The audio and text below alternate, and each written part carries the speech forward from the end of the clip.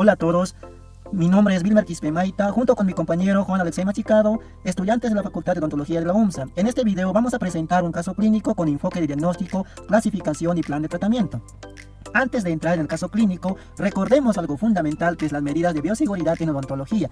Es un conjunto de principios y normas que tienen como finalidad evitar riesgos en la salud, tanto del paciente como del profesional. En odontología, estas medidas son indispensables porque trabajamos directamente con fluidos orales, sangre y equipos que pueden transmitir infecciones. El equipo de protección personal incluye guantes, mascarilla, lentes de seguridad, gorro, bata y protector facial. Su uso correcto reduce el riesgo de transmisión de infecciones cruzadas en el consultorio dental o en la clínica dental. El lavado de las manos es una de las medidas más efectivas en bioseguridad. Debe realizarse antes y después de atender a cada paciente y después de haber tenido contacto con superficies contaminadas. La desinfección de las manos complementa este proceso eliminando microorganismos que pueden quedar en nuestra piel. Presentación del caso clínico, historia clínica, donde se registran datos personales del paciente, anamnesis personal. Se trata de un paciente masculino de 55 años de edad, de nombre Jorge Alberto Ramírez López, comerciante de profesión, nacionalidad boliviana. En su historia médica no refiere alergias, hospitalizaciones ni enfermedades graves, aunque su padre presenta hipertensión arterial. Anamnesis odontológica. Su motivo de consulta principal es el gingivorragia, movilidad dental, odontalgia. Su última fecha de visita al dentista fue hace un año atrás. Hábitos de higiene. Se cepilla 2 veces al día, pero no utiliza elementos auxiliares. Como factor de riesgo importante, fumó desde los 17 años y dejó de fumar hace 2 meses atrás. Diagnóstico. De acuerdo a la clasificación de 1999, el diagnóstico es periodontitis crónica severa localizada. Con la clasificación del 2018, corresponde a una periodontitis estadio 3 grado B. Pronóstico general bueno, plan de tratamiento, diagnóstico y tratamiento, control de placa, fisioterapia, traje supragingival y subgingival, profilaxis dental, raspado, alisado, radicular, pulido y control de placa, educación y motivación al paciente para que reactive la práctica de higiene bucal, concientizar al paciente sobre la gravedad de su salud, periodontal y motivación para que deje el tabaco, control periódico y técnica de cepillado. Fotografías extraorales del paciente. Estas son las fotografías ficticias porque no encontramos en nuestro artículo fotografías de nuestro paciente. Fotografías intraorales, donde se observa movilidad dental en piezas anterosuperiores en la 1.1 y en la 1.2. También evidenciamos lo que es la recesión gingival, exposición radicular, por ende se encuentra o presenta hipersensibilidad dentinaria, sangrado al cepillado, halitosis. En el examen complementario se observa una pérdida severa de hueso alveolar en la zona de incisivos superiores en la pieza 1.1 y 1.2.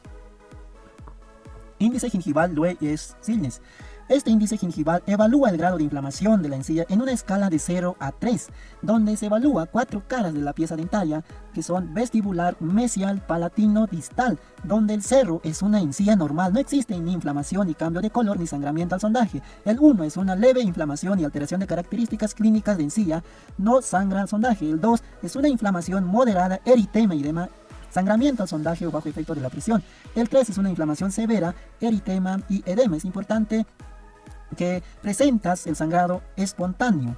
Para sacar el promedio se divide o se suma todos los valores y se divide entre el número de sitios evaluados. En este caso, el suma de todos los valores de nuestro paciente es 141 y el número de sitios evaluados es el 96, que nos da un resultado de 1.46. Este índice nos ayuda a medir la severidad de la gingivitis del paciente.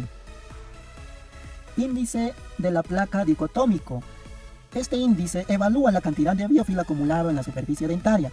De igual manera, se evalúan 4 caras, que es el vestíbulo mesial, vestibular, vestíbulo distal y palatino. Se evalúa con la placa reveladora, donde si se nos pinta en una de las 3 caras, anotamos el signo positivo y cuando no, es un signo negativo. Y para sacar el porcentaje, se suma el número de positivos y se multiplica por 100 dividido entre el número de sitios evaluados. En este caso, en nuestro paciente, el signo positivo sumados nos sale 84 por 100 dividido entre 96, que es el número de sitios evaluados, y nos sale 87.5, que es este cálculo nos da un porcentaje de higiene oral del paciente. En este caso, sería una higiene oral regular. Periodontograma. Mi compañero Juan Alexei continuará con la presentación del caso clínico. Bien, continuando con el llenado del periodontograma, vamos a tocar los siguientes puntos: la profundidad del sondaje, la posición del margen gingival, el nivel de inserción clínica, sangrado del sondaje y demás aspectos que vamos a ver de forma más detallada. Con respecto al sangrado, en el sangrado para el llenado de la historia clínica vamos a anotarlo con un signo positivo o un punto rojo y la supuración con un punto verde.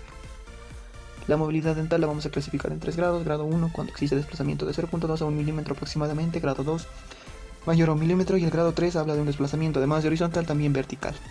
Con respecto a la furca vamos a hablar de 3 clases: la clase 1 donde existe exposición de 1/3 aproximadamente, la clase 2 cuando la exposición es mayor a 1/3 pero no compromete el ancho vestibulolingual, y la clase 3 que ya compromete el ancho vestibulolingual totalmente. Con respecto a la posición de la encía, esta se mide del margen gingival al límite amelocementario como podemos observar en la imagen. Con respecto a la profundidad del surco, al momento de la profundidad del sondaje, esto será la distancia en milímetros que va desde el margen gingival hasta el fondo del surco saco-periodontal.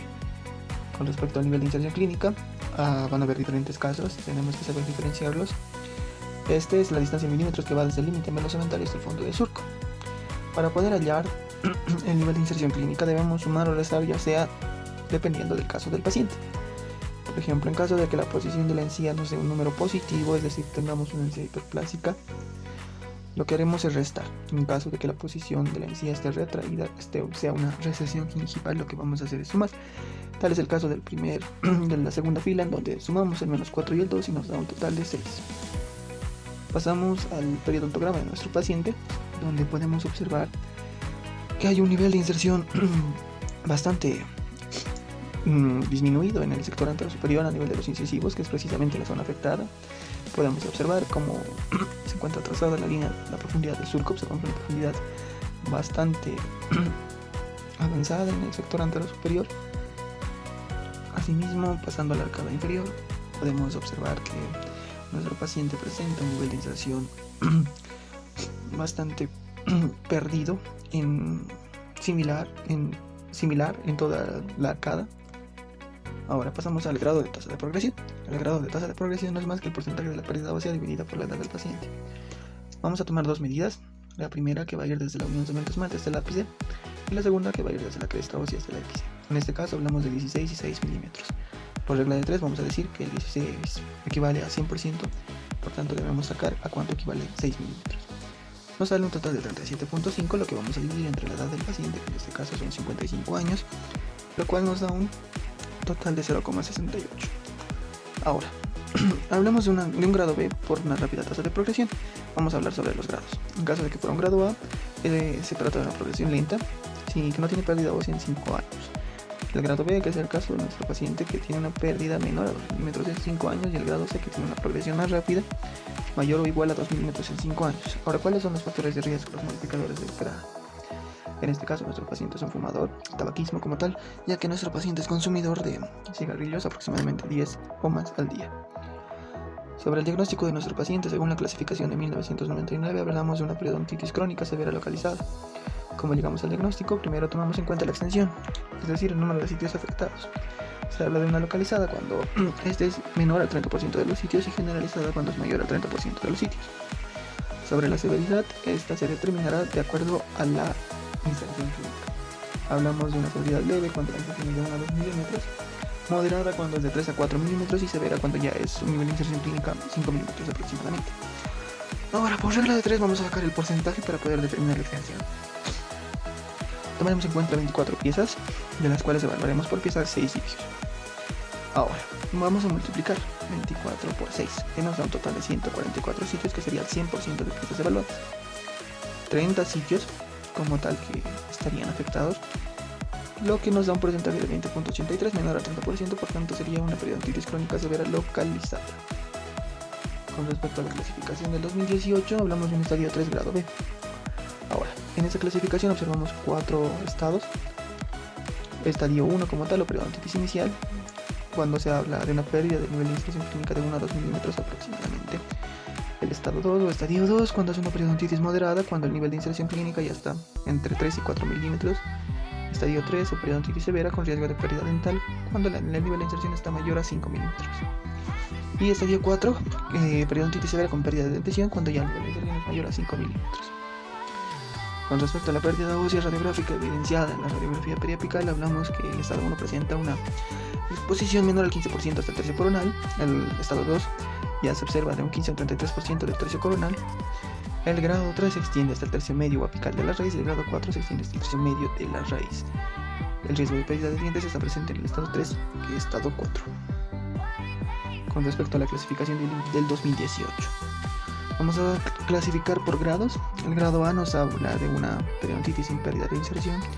Grado B, una pérdida menor a 2 milímetros. Y grado C, una pérdida mayor a 2 milímetros.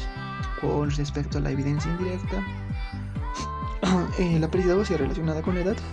En el grado A hablamos de una pérdida ósea menor a 0.25 milímetros producida por grandes depósitos de biofilm y un bajo nivel de destrucción. El grado B, producida por una destrucción total periodontal por el depósito de biofilm, que habla de 0.25 a 1 milímetro.